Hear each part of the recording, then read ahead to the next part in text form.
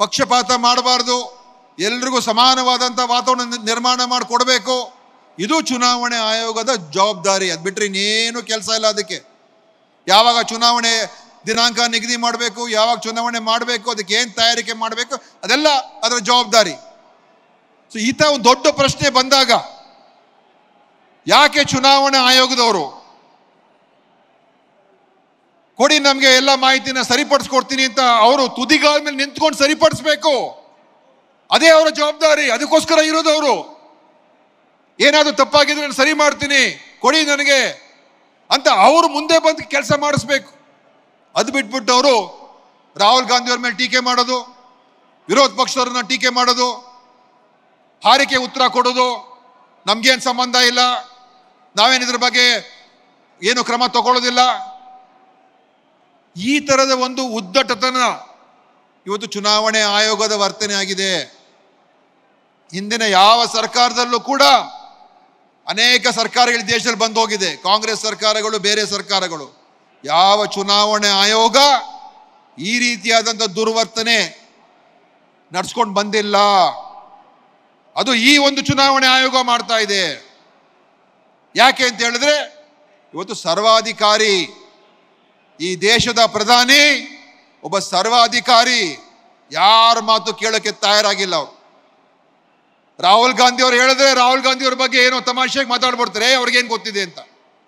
ಅರೆ ರಾಹುಲ್ ಗಾಂಧಿ ಅವರೇ ನಿಮ್ಗೆ ಹೇಳಿದ್ರು ಡಿಮಾನಿಟೈಸೇಷನ್ ಮಾಡಬೇಡಿ, ಅಮಾನ್ಯ ನೋಟಿನ ಅಮಾನ್ಯ ಮಾಡಬೇಡಿ ಅಂತ ರಾಹುಲ್ ಗಾಂಧಿ ಅವರು ಹೇಳಿದ್ರು. ನೀವು ಅವ್ರ ಮಾತು ಕೇಳಕ್ಕೆ ತಯಾರಾಗಿರ್ಲಿಲ್ಲ. ಇಡೀ ದೇಶ ಅದಕ್ಕೋಸ್ಕರ ಎಷ್ಟು ದೊಡ್ಡ ನಷ್ಟವನ್ನ ದೇಶ ಅನುಭವಿಸ್ಬೇಕಾಯ್ತು. ಅವಾಗ ನೀವು ರಾಹುಲ್ ಗಾಂಧಿ ಮಾತು ಕೇಳಕ್ಕೆ ತಯಾರಾಗಿರ್ಲಿಲ್ಲ. ರಾಹುಲ್ ಗಾಂಧಿ ಅವರು ಹೇಳಿದ್ರು GSTನ ಸರಿಯಾದ ರೀತಿಯಾಗಿ ಇಂಪ್ಲಿಮೆಂಟ್ ಮಾಡಿ, ಈ ರೀತಿ ಮಾಡಬೇಡಿ ಅಂತ ರಾಹುಲ್ ಗಾಂಧಿ ಹೇಳಿದ್ರೆ ತಮಾಷೆ ಮಾಡಿದ್ರು, ಇವ್ರಿಗೇನು ಗೊತ್ತಿದೆ ಅಂತ. ಎಷ್ಟು ಜನರಿಗೆ ತೊಂದರೆ ಆಯ್ತು. ಕೋವಿಡ್ ಬಂದಾಗ ರಾಹುಲ್ ಗಾಂಧಿ ಅವರು ಹೇಳಿದ್ರು ನೀವು ಎಚ್ಚರಿಕೆಯಿಂದ ಇರಿ, ಪ್ರಧಾನಮಂತ್ರಿಗಳೇ ಎಲ್ಲ ಕಡೆ ಚುನಾವಣೆ ಪ್ರಚಾರ ಮಾಡ್ತಾ ಇದ್ದೀರಾ, ಈ ಕೋವಿಡ್ ಇನ್ನೂ ಮತ್ತೆ ಬರುವಂಥ ಅವಕಾಶಗಳಿದೆ, ಎಚ್ಚರಿಕೆ ಇರಿ ಅಂತ ಹೇಳಿದ್ರು ಕೂಡ ರಾಹುಲ್ ಗಾಂಧಿ ಅವ್ರ ಮಾತಿಗೆ ಇವರು ಕಿಮ್ಮತ್ ಕೊಡೋದಿಲ್ಲ. ಯಾಕಂದ್ರೆ ರಾಹುಲ್ ಗಾಂಧಿ ಅವರು ಹೇಗಾದ್ರೂ ಮಾಡಿ ಮುಗಿಸ್ಬೇಕು ಅಂತಾನೆ ಒಂದೇ ಒಂದು ಉದ್ದೇಶ. ಆದರೆ ರಾಹುಲ್ ಗಾಂಧಿ ಅವರ ಧೈರ್ಯತನ ಏನಿದೆ, ಅವರ ನೇರ ನುಡಿ ಏನಿದೆ, ರಾಹುಲ್ ಗಾಂಧಿ ಅವರ ಬಾಯನ್ನು ಮುಚ್ಚೋದಕ್ಕೆ ಯಾರ ಕೆಲವು ಕೂಡ ಸಾಧ್ಯ ಇಲ್ಲ. ನರೇಂದ್ರ ಮೋದಿ ಅವರು ಕೂಡ ಸಾಧ್ಯ ಇಲ್ಲ. ಯಾರು ಏನ್ ಮಾಡಿದ್ರು ಕೂಡ ಅವರು ಸತ್ಯವನ್ನ ಹೇಳೋದ್ರಲ್ಲಿ ಹಿಂದೇಟು ಹಾಕೋದಿಲ್ಲ. ಅದೇ ನಮ್ಮ ನಾಯಕ ರಾಹುಲ್ ಗಾಂಧಿ ಅವರು. ಅದಕ್ಕೋಸ್ಕರ ನಮ್ಗೆ ಅವ್ರ ಬಗ್ಗೆ ಹೆಮ್ಮೆ ಇರುವಂಥದ್ದು. ಯಾಕೆಂದ್ರೆ ಇದ್ದಿದ್ದನ್ನ ಇದ್ದಾಗ ಹೇಳ್ತಾರೆ, ಅವ್ರು ಬೇರೆ ಏನೇನು ಅಪೇಕ್ಷೆ ಇಲ್ಲ. ಭಾರತ್ ಜೋಡೋ ಯಾತ್ರೆ ಮಾಡಿದ್ರು, ಏನಕ್ಕೋಸ್ಕರ ಮಾಡಿದ್ರು? ಏನು ಅವ್ರ ಸ್ವಾರ್ಥ ಇದೆಯಾ? ಚುನಾವಣೆ ಆಯೋಗದ ಈ ವಿಚಾರದಲ್ಲಿ ಧ್ವನಿ ಏನು ಎತ್ತಿದ್ದಾರೆ, ಏನಕ್ಕೋಸ್ಕರ ಎತ್ತಿದ್ದಾರೆ? ಏನು ಅವ್ರ ಸ್ವಾರ್ಥ ಇದೆಯಾ? ಅರೆ ಇದು ಪ್ರತಿಯೊಬ್ಬ ವ್ಯಕ್ತಿಯ ಒಂದು ಹಕ್ಕಿದು. ಏನಾದರೂ ಈ ಚುನಾವಣೆಗಳು ಸರಿಯಾಗಿ ನಡೀದೇ ಹೋದ್ರೆ ಈ ದೇಶದಲ್ಲಿ ನಾವೆಲ್ಲರೂ ಕೂಡ, ಅದು ಕಾಂಗ್ರೆಸ್ ಇರ್ಬೋದು, BJP ಇರ್ಬೋದು, ಯಾರೇ ಇರ್ಬೋದು, ಎಲ್ಲರ ಮೇಲೂ ಕೂಡ ಕೆಟ್ಟ ಪರಿಣಾಮ ಬೀರುವಂಥದ್ದು. ಯಾಕಂದ್ರೆ ಈ ದೇಶದ ಒಂದು ಮೂಲ ಸಿದ್ಧಾಂತ ಪ್ರಜಾಪ್ರಭುತ್ವಕ್ಕೇನೆ ಕಗ್ಗೊಲೆ ಮಾಡ್ತಕ್ಕಂಥ ಒಂದು ಸನ್ನಿವೇಶ ಉದ್ಭವ ಆದರೆ ಅದು ಎಲ್ರಿಗೂ ಕೂಡ ಹಾನಿಕಾರನೇ. ಅದು ಅಂದರೆ ರಾಹುಲ್ ಗಾಂಧಿ ಅವರು ಇದು ತೆಗಿತಾ ಇರ್ತಕ್ಕಂಥ ಇಶ್ಯೂ ಏನಂತ ಹೇಳಿದ್ರೆ, ಇದು ಕೇವಲ ನಮಗೋಸ್ಕರ, ಕಾಂಗ್ರೆಸ್ಗೋಸ್ಕರ ಅಂತ ಅಲ್ಲ. ರಾಹುಲ್ ಗಾಂಧಿಯವರ ಉದ್ದೇಶ ಏನಂತ ಹೇಳಿದ್ರೆ, ಈ ದೇಶದಲ್ಲಿ ಪ್ರಜಾಪ್ರಭುತ್ವ ಉಳಿಬೇಕು. ಈ ದೇಶದಲ್ಲಿ ಯಾವ ಒಂದು ಸ್ವಾತಂತ್ರ್ಯ ಹೋರಾಟ ಸಂಗ್ರಾಮದಿಂದ ಬಂದಂಥ ಈ ದೇಶ ರಚನೆ ಆಯಿತು, ಆ ಮೂಲ ಸಿದ್ಧಾಂತಗಳು ಉಳಿಬೇಕು, ಅದು ನಾಶ ಆಗಬಾರ್ದು. ನಮ್ಮ ಸಂವಿಧಾನ ನಮಗೇನು ಹಕ್ಕು ಕೊಟ್ಟಿದೆ ಅದು ನಾಶ ಆಗಬಾರ್ದು. ಅದಕ್ಕೋಸ್ಕರ ರಾಹುಲ್ ಗಾಂಧಿ ಅವರು ಮತ್ತು ಕಾಂಗ್ರೆಸ್ ಪಕ್ಷ ಇವತ್ತು ಈ ಧ್ವನಿಯನ್ನು ನಾವು ಎತ್ತುತ್ತಾ ಇದ್ದೇವೆ.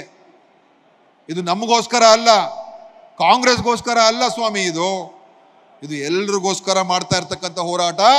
ಇದು BJP ಅವ್ರಿಗೂ ಕೂಡ ಮಾಡ್ತಾ ಇರ್ತಕ್ಕಂಥ ಹೋರಾಟ. ಯಾಕಂದ್ರೆ ಅವರ ಒಳ್ಳೆದಕ್ಕೂ ಕೂಡ ಇದನ್ನು ಮಾಡ್ತಾ ಇರ್ತಕ್ಕಂಥದ್ದು. ಈ ದೇಶದ ಒಳಿತಕ್ಕೋಸ್ಕರ ಮಾಡ್ತಾ ಇದ್ದೀವಿ ಹೊರತು ಬೇರೆ ಇನ್ಯಾರಿಗೋ ಬೇರೆ ಇನ್ನೇನು ಇದರಲ್ಲಿ ಸ್ವಾರ್ಥ ಇಲ್ಲ. ಇದು ಇವತ್ತು BJP ಅವರು ಏನು ಮಾಡಕ್ಕೆ ಹೊರಟಿದ್ದಾರೆ.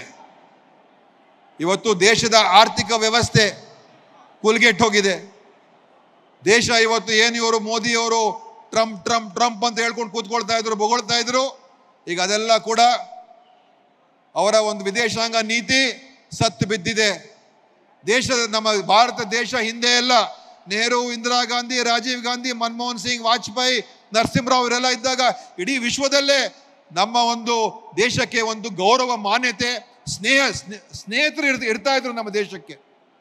ಆದರೆ ಇವತ್ತು ನಾವು ಏಕಾಂಗಿಯಾಗಿದ್ದೇವೆ. ನಮಗೆ ರಷ್ಯಾನೂ ಬೆಂಬಲ ಕೊಡಲ್ಲ, ಚೈನಾನೂ ಬೆಂಬಲ ಕೊಡಲ್ಲ, ಅಮೆರಿಕನೂ ಬೆಂಬಲ ಕೊಡಲ್ಲ, ಯುರೋಪು ಬೆಂಬಲ ಕೊಡಲ್ಲ, ಯಾರು ಕೊಡಲ್ಲ. ಆದ್ರಿಂದ ಇಂಥ ಪರಿಸ್ಥಿತಿ, ಏಕಾಂಗಿಯಾಗಿರುವಂಥ ಪರಿಸ್ಥಿತಿ ನಮ್ಮ ದೇಶ ಇದೆ. ಯಾಕಿದ್ ಬಂತು? ಯಾಕೆಂತ ಹೇಳಿದ್ರೆ ನಮ್ಮ ಯಾವ ಒಂದು ತತ್ವಕ್ಕೆ, ಸಿದ್ಧಾಂತಕ್ಕೆ ದೇಶ ನಿಂತಿತ್ತು, ಮನುಷ್ಯತ್ವಕ್ಕೆ, ಮಾನವೀಯತೆ ಬೆಳಿಬೇಕು, ಉಳಿಬೇಕು ಈ ಪ್ರಪಂಚದಲ್ಲಿ, ಮತ್ತು ಎಲ್ಲೆಲ್ಲಿ ಅನ್ಯಾಯ ಆಗುತ್ತೆ ಅದರ ವಿರುದ್ಧ ಧ್ವನಿಯನ್ನು ನಮ್ಮ ದೇಶ ಎತ್ತುತ್ತಾ ಇತ್ತು. ಪಕ್ಷಪಾತ ಮಾಡ್ತಾ ಇರಲಿಲ್ಲ. ಯಾವುದೇ ಧರ್ಮ, ಜಾತಿ ಆಧಾರದ ಮೇಲೆ ರಾಜಕಾರಣ ಮಾಡ್ತಾ ಇರಲಿಲ್ಲ. ವಿದೇಶದ ಒಂದು ಸಮಸ್ಯೆಗಳು ಬಂದಾಗ, ಅದು ಇಸ್ರೇಲ್ ಪ್ಯಾಲೆಸ್ಟೈನೇ ಇರ್ಬೋದು, ಯುಕ್ರೇನ್ ರಷ್ಯಾನೇ ಇರ್ಬೋದು, ಬೇರೆ ಯಾವುದೇ ಆಗಿರ್ಬೋದು, ನಾವು ಒಂದು ನ್ಯಾಯಸಮ್ಮತವಾದಂಥ ತೀರ್ಮಾನ ಮಾಡ್ತಾ ಇದ್ದು. ದಯವಿಟ್ಟು ಜನ ಎಲ್ಲ ಒಳಗೆ ಬರಬೇಕು, ಎಲ್ಲರೂ ಕೂಡ ಕೂತ್ಕೋಬೇಕು. ಯಾಕಂದ್ರೆ ಇನ್ನೇನು ಸ್ವಲ್ಪ ಹೊತ್ತಿನಲ್ಲಿ ರಾಹುಲ್ ಗಾಂಧಿ ಅವರು ಕೂಡ ಬರ್ತಾ ಇದ್ದಾರೆ, ಮುಖ್ಯಮಂತ್ರಿಯವರು ಕೂಡ ಬರ್ತಾ ಇದ್ದಾರೆ, ಖರ್ಗೆ ಸಾಹೇಬರು ಬರ್ತಾ ಇದ್ದಾರೆ, ಎಲ್ಲರೂ ಬರ್ತಾ ಇದ್ದಾರೆ. ಅಂದ್ರೆ ಎಲ್ಲರೂ ಕೂಡ ಕೂತ್ಕೊಂಡು, ಒಳ್ಳೆಯ ಸಭಾಂಗಣ ಇದು ನಿರ್ಮಾಣ ಆಗಿದೆ. ಈ ಸಭಾಂಗಣ ನನ್ನ ಕ್ಷೇತ್ರದಲ್ಲಿ ನಿರ್ಮಾಣ ಆಗಿರತಕ್ಕಂಥದ್ದು. ಇದು ಪ್ರಥಮ ಬಾರಿಗೆ ಈ ಒಂದು ಸಭಾಂಗಣದಲ್ಲಿ ಕಾರ್ಯಕ್ರಮ ಆಗ್ತಾ ಇರತಕ್ಕಂಥದ್ದು. ಇದು ಕಾಂಗ್ರೆಸ್ಸಿನ ಈ ಒಂದು ದೊಡ್ಡ ಒಳ್ಳೆ ಉದ್ದೇಶಕ್ಕೆ ಇವತ್ತು ಈ ಸಭಾಂಗಣ ಉಪಯೋಗ ಆಗ್ತಾ ಇದೆ. ಅದಕ್ಕೋಸ್ಕರ ಎಲ್ಲ ಶಾಂತ ಚಿತ್ತರಾಗಿ ಆರಾಮಾಗಿ ಕೂತ್ಕೊಳ್ಬೇಕು. ಯಾರು ಕೂಡ ಎದ್ದು ಹೋಗಬಾರ್ದು. ಒಳಗಡೆ ಬರೋರೆಲ್ಲ ಒಳಗೆ ಬಂದು ಕೂತ್ಕೊಳ್ಳಿ, ಇಲ್ಲಿ ಕೂತಿರೋರೆಲ್ಲೇ ಕೂತ್ಕೊಂಡಿರಿ. ಯಾಕೆಂದ್ರೆ ಇವತ್ತು ಕೊಡುವಂಥ ಸಂದೇಶ ಕೇವಲ ಬೆಂಗಳೂರು ನಗರಕ್ಕೆ, ಕರ್ನಾಟಕಕ್ಕೆ ಮಾತ್ರ ಅಲ್ಲ, ಇಡೀ ದೇಶಕ್ಕೇನೆ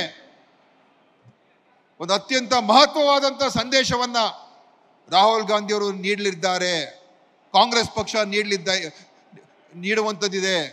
ಅದಕ್ಕೋಸ್ಕರ ಎಲ್ಲರೂ ಆರಾಮಾಗಿ ಕೂತ್ಕೊಳ್ಬೇಕು, ಒಳಗೆ ಬರಬೇಕು ಅಂತ ನಾನು ಇಲ್ಲೆಲ್ಲ ಆಚೆ ನಿಂತ್ಕೊಂಡಿದ್ದೀರಾ, ದಯವಿಟ್ಟೆಲ್ಲ ಒಳಗೆ ಬರಬೇಕು ಅಂತ ನಾನು ನಿಮ್ಮನ್ನು ಕೇಳ್ಕೊಳ್ತಾ ಇದ್ದೀನಿ. ಆ ಕಾರಣದಿಂದ ಇವತ್ತು ಯಾಕೆ ನಮ್ಮ ದೇಶದ ಹೆಸರು ವಿಶ್ವ ಮಟ್ಟದಲ್ಲಿ ಅದಕ್ಕೆ ಹಿನ್ನಡೆ ಆಗ್ತದೆ ಅಂತ ಹೇಳಿದ್ರೆ, ಆ ಮೌಲ್ಯಗಳಲ್ಲಿ ನಾವು ಇವತ್ತು ಕಾಂಪ್ರಮೈಸ್ ಆಗಿದ್ದೇವೆ.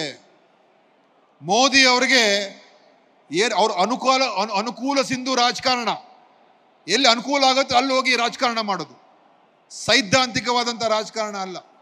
ಮತ್ತು ನಮ್ಮ ದೇಶ ಯಾವಾಗಲೂ ಕೂಡ ಸರ್ವಧರ್ಮ ಸಮಭಾವ, ಎಲ್ಲರನ್ನು ಪ್ರೀತಿಸಬೇಕು, ಇಡೀ ವಿಶ್ವವೇ ಒಂದು ಕುಟುಂಬ, ವಸುದೈವ ಕುಟುಂಬಕಂ ಅಂತ ಏನು ಹೇಳ್ತೀವಿ, ಅದ್ರ ನಿಜವಾದಂಥ ನಂಬಿಕೆ ಇದ್ದಂಥ ಸಿದ್ಧಾಂತ ನಮ್ಮ ದೇಶದಲ್ಲಿ ಇತ್ತು.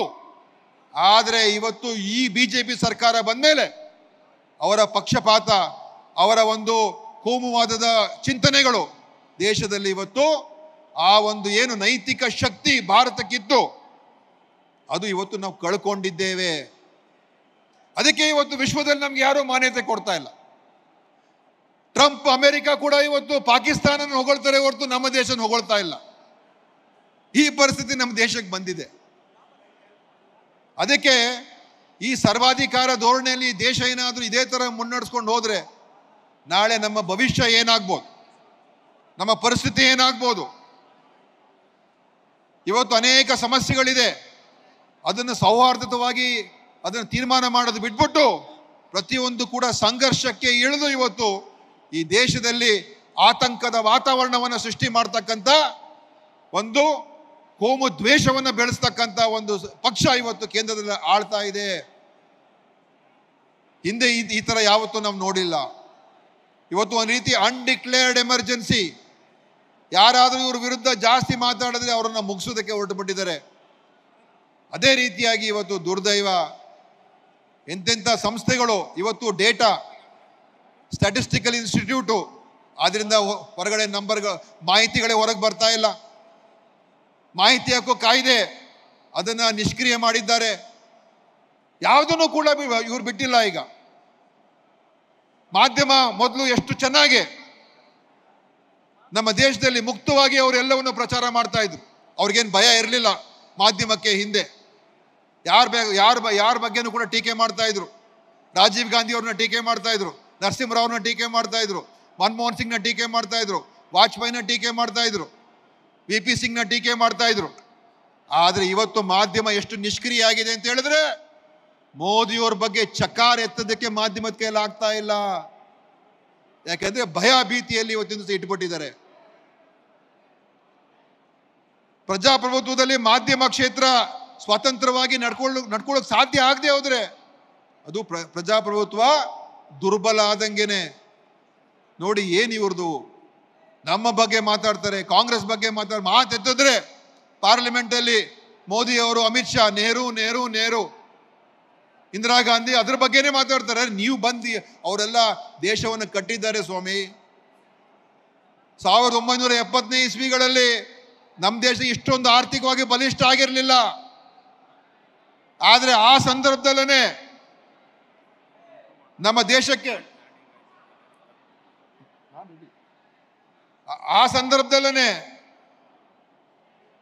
ದೇಶ ಆರ್ಥಿಕವಾಗಿ ಇಷ್ಟು ಶಕ್ತಿಶಾಲಿ ಇಲ್ಲದೆ ಇದ್ರೂ ಕೂಡ ನಮ್ಮ ಪ್ರಧಾನಮಂತ್ರಿ ಇಂದಿರಾ ಗಾಂಧಿ ಅವರು ಅಮೆರಿಕಾಗೆ ಸೆಡ್ ಹೊಡೆದು ನಿಂತಿರ್ತಕ್ಕಂಥ ಧೀರ ಮಹಿಳೆ ಇಂದಿರಾ ಗಾಂಧಿ ಅವರು. ಆ ಕಾಲದಲ್ಲಿ ಅವರು ಸೆಡ್ ಹೊಡೆದು ನಿಂತಿರ್ತಕ್ಕಂಥ ಇತಿಹಾಸ ನಮ್ಮ ಕಾಂಗ್ರೆಸ್ ಇಂದಿರಾ ಗಾಂಧಿ ಅವರ ಇತಿಹಾಸ. ನೀವಿವತ್ತು ಒಂದು ಚೈನಾಗೆ ಮಾತಾಡ್ಸಕ್ಕಾಗ್ತಾ ಇಲ್ಲ, ಅಮೆರಿಕಾಗೆ ಮಾತಾಡ್ಸಕ್ಕಾಗ್ತಾ ಇಲ್ಲ. ನೇರವಾಗಿ ವಿಷಯಗಳನ್ನು ಎದುರಿಸೋದಕ್ಕೆ ನಿಮ್ಗೆ ಸಾಧ್ಯ ಆಗ್ತಾರೆ ಅಂತ ಹೇಳಿದ್ರೆ, ನೀವು ಎಲ್ಲಿದೆ ನಿಮ್ಮ 56 ಇಂಚು ಎದೆ ಸ್ವಾಮಿ? ಎಲ್ಲಿದೆ ನಿಮ್ದು? ಏನು ಕೆಂಪು ಕಣ್ಣು ತೋರಿಸ್ತೀನಿ ನಾನು ಚೈನಾಗೆ ಅಂತ ಹೇಳ್ತಾ ಇದ್ರು ಇವರು ಮೋದಿ ಅವರು. ಇವತ್ತು ಎಲ್ಲಿದೆ ಅದು? ಕೇವಲ ಮಾತು, ಡೋಂಗಿತನ. ಕೇವಲ ನಮ್ಮ ದೇಶದ ಒಳಗಡೆ ಇರತಕ್ಕಂಥ ದುರ್ಬಲ ವರ್ಗದವ್ರ ಮೇಲೆ, ಅಲ್ಪಸಂಖ್ಯಾತರ ಮೇಲೆ, ಅವ್ರ ಮೇಲೆ ನೀವು ದ್ವೇಷ, ಹಿಂಸಾತ್ಮಕವಾದಂಥ ವರ್ತನೆ ಮಾಡಿಕೊಂಡು ನಮ್ಮ ದೇಶದ ಜನರ ಮೇಲೆ ನೀವು ಗದ ಪ್ರಹಾರ ಮಾಡ್ತಾ ಇದ್ದೀರಿ ಹೊರತು ವಿದೇಶದಲ್ಲಿ ನಿಮ್ದು ಏನು ಬಂಡವಾಳ ನಡೀತಾ ಇಲ್ಲ. ಅದಕ್ಕೋಸ್ಕರ ಇವತ್ತು ಪ್ರಜಾಪ್ರಭುತ್ವ ಉಳಿಸುವಂಥ ಶಕ್ತಿಯನ್ನ, ಆ ಒಂದು ಹೋರಾಟವನ್ನ, ಆ ಒಂದು ಜಾಗೃತಿಯನ್ನ, ಆ ಸಂದೇಶವನ್ನ ಇವತ್ತು ಇಡೀ ದೇಶಕ್ಕೆ ತಗೊಂಡು ಹೋಗ್ಬೇಕು ನಾವು. ಆ ಕೆಲಸವನ್ನು ಮಾಡ್ತಾ ಇರುವಂಥದ್ದು ಇವತ್ತು ದೇಶದಲ್ಲಿ ಯಾವುದಾದ್ರೂ ಒಬ್ಬ ನಾಯಕ ಇದ್ರೆ ಅದು ಶ್ರೀಮಾನ್ ರಾಹುಲ್ ಗಾಂಧಿ ಅವರ ನೇತೃತ್ವದಲ್ಲಿ. ನಾವು ಅಧಿಕಾರ ಮುಖ್ಯ ಅಲ್ಲ, ಅಧಿಕಾರ ಬರ್ತದೆ ಹೋಗ್ತದೆ. ದೇಶ ಉಳಿಬೇಕು, ದೇಶದ ಮೌಲ್ಯಗಳು ಉಳಿಬೇಕು, ದೇಶದ ಸಂಸ್ಥೆಗಳು ಉಳಿಬೇಕು. ಸಂಸ್ಥೆಗಳನ್ನು ಹುಟ್ಟು ಹಾಕಿ ಅದಕ್ಕೆ ಶಕ್ತಿ ಕೊಟ್ಟಿರ್ತಕ್ಕಂಥದ್ದು ಅದು ಒಂದು ರಾತ್ರಿಲಿ ಆಗಿಲ್ಲ. ದಶಕಗಳ ಕಾಲ ಅದಕ್ಕೆ ಒಂದು ಶಕ್ತಿಯನ್ನು ತುಂಬಿಸಿ ಅದಕ್ಕೆ ಮಾನ್ಯತೆ ನಾವು ಕೊಟ್ಟಿದ್ದೇವೆ. ಸುಪ್ರೀಂ ಕೋರ್ಟೇ ಇರ್ಬೋದು, ಎಲೆಕ್ಷನ್ ಕಮಿಷನ್ನೇ ಇರ್ಬೋದು, CAGನೇ ಇರ್ಬೋದು, ಯಾವುದೇ ಒಂದು ಸಂಸ್ಥೆ ಇರ್ಬೋದು, ಅದಕ್ಕೆ ನಾವು ಕಟ್ಟಿರುವಂಥ ಸಂಸ್ಥೆಗಳು, ಅದನ್ನು ನಾಶ ಮಾಡೋದಕ್ಕೆ ನಾವು ಒಪ್ಪೋದಕ್ಕೆ ಸಾಧ್ಯ ಇಲ್ಲ. ನೀವು ನಾಶ ಮಾಡೋದಕ್ಕೆ ನಾವು ಬಿಡೋದಿಲ್ಲ ಅಂತ ಸಂದರ್ಭದಲ್ಲಿ ಹೇಳಿ, ಇವತ್ತು ಈ ಒಂದು ಬೃಹತ್ ಪ್ರತಿಭಟನೆಯಲ್ಲಿ ತಾವೆಲ್ಲರೂ ಕೂಡ ದೊಡ್ಡ ಸಂಖ್ಯೆಯಲ್ಲಿ ಬಂದಿದ್ದೀರಾ, ಹೆಚ್ಚಿನ ಸಂಖ್ಯೆಯಲ್ಲಿ ಬಂದಿದ್ದೀರಾ. ತಮ್ಗೆಲ್ಲರೂ ಕೂಡ ನಾನು ಧನ್ಯವಾದವನ್ನು ಹೇಳಿ, ಇವತ್ತು ಏನು ಈ ಹೋರಾಟ ಇದೆ, ನ್ಯಾಯಕ್ಕೋಸ್ಕರ ಹೋರಾಟ, ಸತ್ಯಕ್ಕೋಸ್ಕರ ಹೋರಾಟ, ನಮ್ಮ ಪ್ರಜಾಪ್ರಭುತ್ವಕ್ಕೋಸ್ಕರ ಹೋರಾಟ, ನಮ್ಮ ಮತಕ್ಕೋಸ್ಕರ ಹೋರಾಟವನ್ನ ನಾವು ಮುನ್ನಡೆಸ್ಕೊಂಡು ನಾವು ಹೋಗೋಣ. ಕಾಂಗ್ರೆಸ್ ಕಾರ್ಯಕರ್ತರ ಇದು ನಮ್ಮ ಜವಾಬ್ದಾರಿ ಅಂತ ಹೇಳಿ ನನ್ನ ಮಾತನ್ನು ಮುಗಿಸ್ತೇನೆ. ಜೈ ಹಿಂದ್, ಜೈ ಕರ್ನಾಟಕ, ಜೈ ಕಾಂಗ್ರೆಸ್, ಜೈ ರಾಹುಲ್ ಗಾಂಧಿ. ನ್ಯೂಸ್ ಫಸ್ಟ್, ನಿರ್ಭೀತಿಯಿಂದ ನಿಮ್ಮ ಪರವಾಗಿ.